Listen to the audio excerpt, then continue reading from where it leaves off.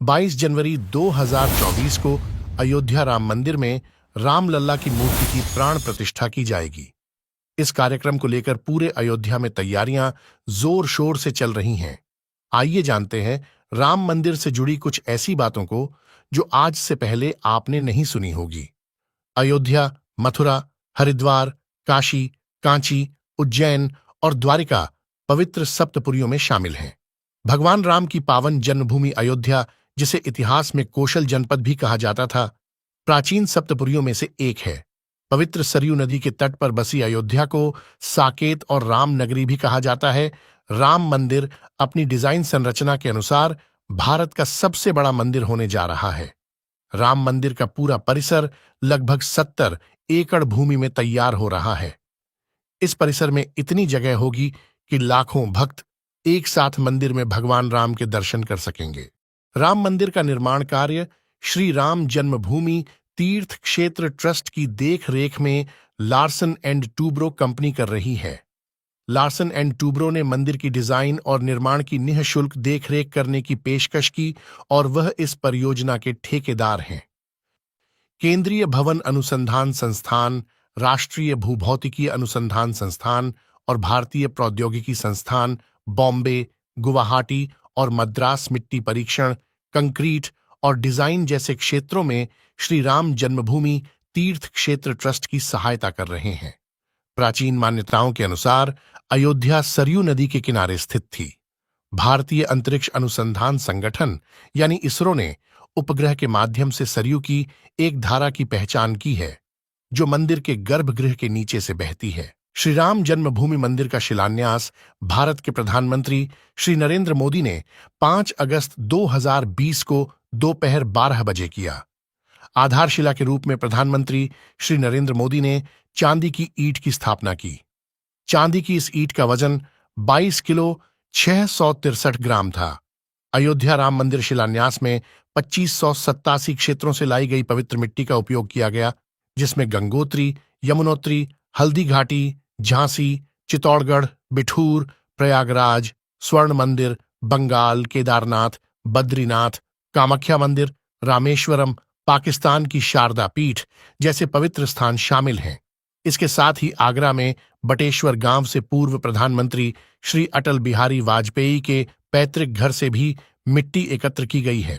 नींव रखने में 150 नदियों के पवित्र जल का उपयोग किया गया, जिसे 2 भाइयों श्री राधेश्याम पांडे और शब्द वैज्ञानिक महाकवि श्री त्रिफला द्वारा एकत्र किया गया।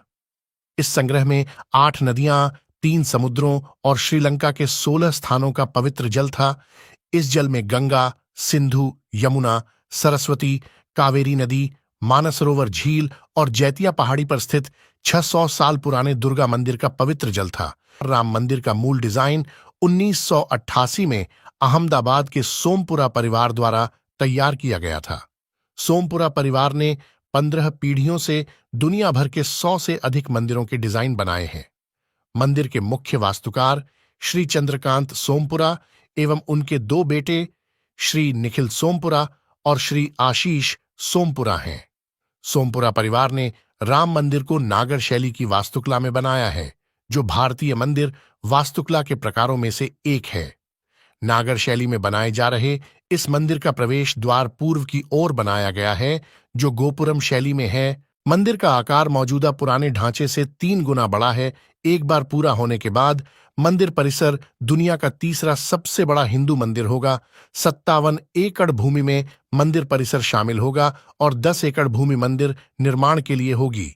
शेष क्षेत्र में राम मंदिर के आसपास के 4 छोटे मंदिर होंगे। राम जन्मभूमि मंदिर का कुल क्षेत्रफल 2.7 एकड़ है।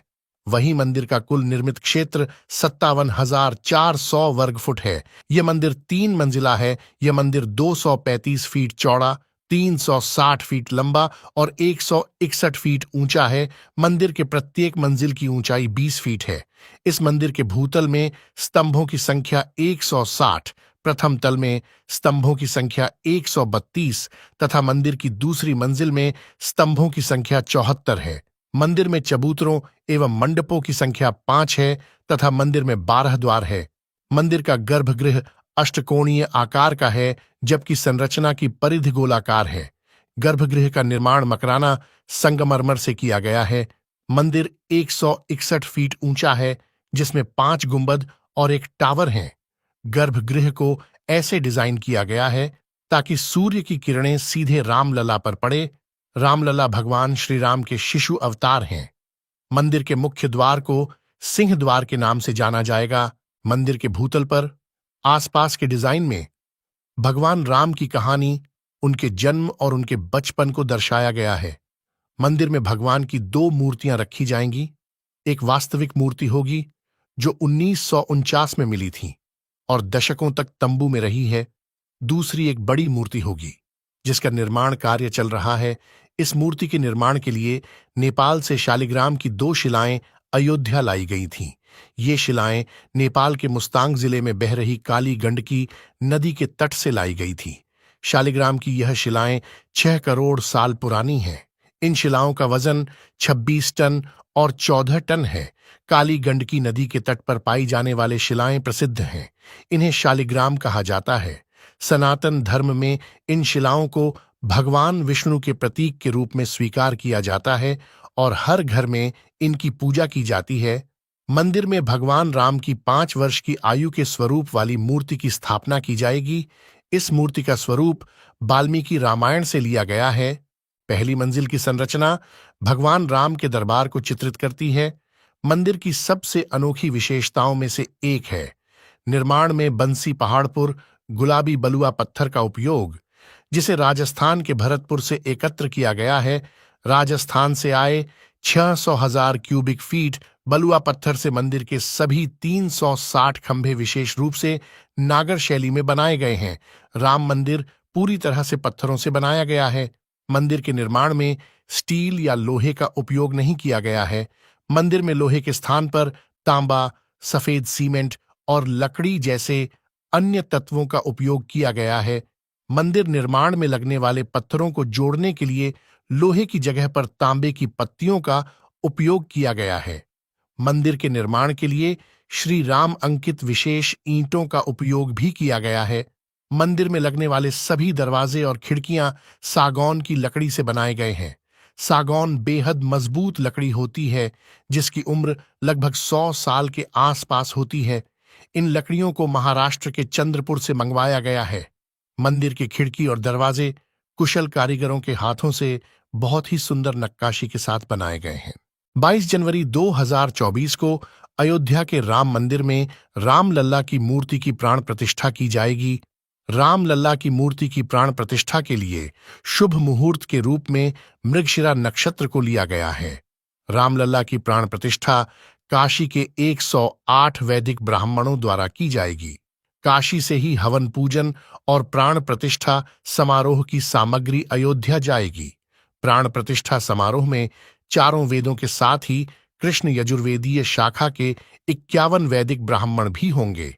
रामलला की प्राण प्रतिष्ठा करने वाले विद्वान 2 भाग में रहेंगे।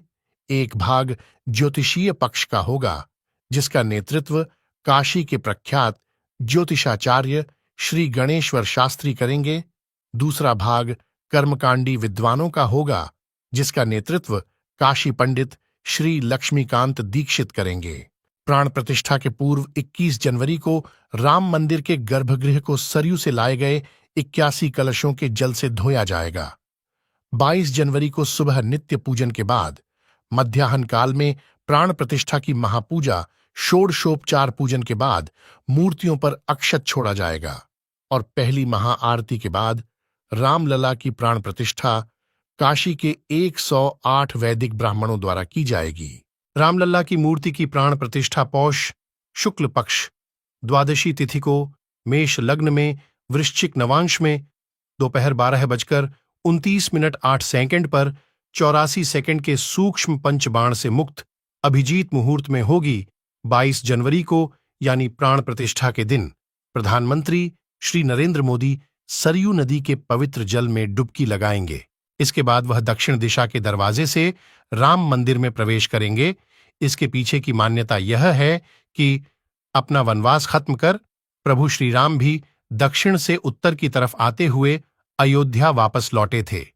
रामलला के प्राण प्रतिष्ठा समारोह में राजनीति, खेल, फैशन, फिल्म, व्यापार क्षेत्र से जुड़े लोग, प्रसिद्ध कवि, संगीतकार, पद्म पुरस्कार विजेता, धार्मिक नेता, पूर्व सिविल सेवक, सेवानिवृत्त न्यायाधीश, वकील, वैज्ञानिक आदि के साथ ही उन पत्रकारों को भी निमंत्रित किया गया है जो राम मंदिर आंदोलन के दौरान जुड़े हुए थे। किसी भी मंदिर में भगवान की मूर्ति, कलश और ध्वजदंड तीनों की प्रतिष्ठा एक साथ होती है। शास्त्रों में कहा गया है कि ध्वजदंड की प्रतिष्ठा होने के बाद ही मूर्ति में प्राण आते हैं। ब्रह्मांड से आने वाले तरंग ध्वजदंड के माध्यम से भगवान की मूर्ति तक पहुंचती हैं। राम मंदिर में 5500 किलोग्राम वजन का 44 फीट लंबाई का ध्वज दंड लगाया जा रहा है, जिसके बाद मंदिर की संपूर्ण ऊंचाई 205 फीट हो जाएगी। अयोध्या में 22 जनवरी 2024 को भगवान श्री राम के मंदिर की प्राण प्रतिष्ठा के बाद उनकी चरण पादुकाएं भी मंदिर में रखी जाएंगी। फिलहाल ये पादुकाएं देश भर में घुमाई जा रही हैं। ये चरण पादुकाएं 1 किलो सोने और 7 किलो चांदी से बनाई गई हैं। इन्हें हैदराबाद के श्री चल्ला श्रीनिवास शास्त्री ने बनाया है। मंदिर में 2100 किलो का एक विशाल घंटा लगाया जा रहा है जो 6 फुट ऊंचा है। घंटे की चौड़ाई 15 फुट और अंदर की चौड़ाई 5 फुट है। राम मंदिर में लगने वाले इस घंटे की आवाज 15 किलोमीटर दूर से सुनी जा सकेगी। 25 लाख रुपये लागत से बने इस घंटे को 400 मजदूरों द्वारा 1 साल में बनाया गया है। अष्टधातु से बने इस घंटे के अलावा मंदिर में विभिन्न आकार के 10 छोटे घंटे भी लगाए जाएंगे, जिनका वजन 500, 250, 100 किलो होगा। इन घंटों का निर्माण जलेसर, एटा की फर्म सावित्री ट्रेडर्स कर रही है। एटा का जलेसर पूरी दुनिया में घुंघरू और घंटी उद्योग के लिए प्रसिद्ध है। अयोध्या में बन रहे भव्य राम मंदिर के लिए देश भर के साथ साथ विदेशों से भी चीजें भेजी जा रही हैं। प्राण प्रतिष्ठा के धार्मिक अनुष्ठान के लिए थाईलैंड देश से मिट्टी और कंबोडिया देश से हल्दी भेजी गई है। प्राण प्रतिष्ठा के समय भगवान को विशेष भोग लगाया जाएगा। इसमें उनके ननिहाल के चावल और ससुराल का मेवा शामिल होगा। भगवान राम के ननिहाल छत्तीसगढ़ से 3000 क्विंटल चावल अयोध्या पहुंचा है। इसे छत्तीसगढ़ के अलग अलग जिलों से एकत्र किया गया है।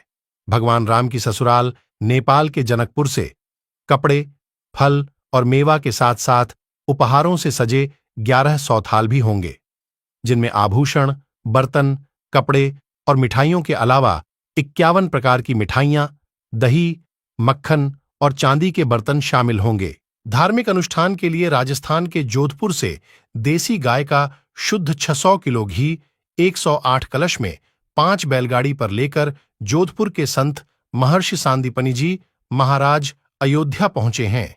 यह देसी घी राम मंदिर में अखंड ज्योति और इसके साथ ही रामलला के प्राण प्रतिष्ठा के मौके पर होने वाले धार्मिक अनुष्ठान में उपयोग किया जाएगा।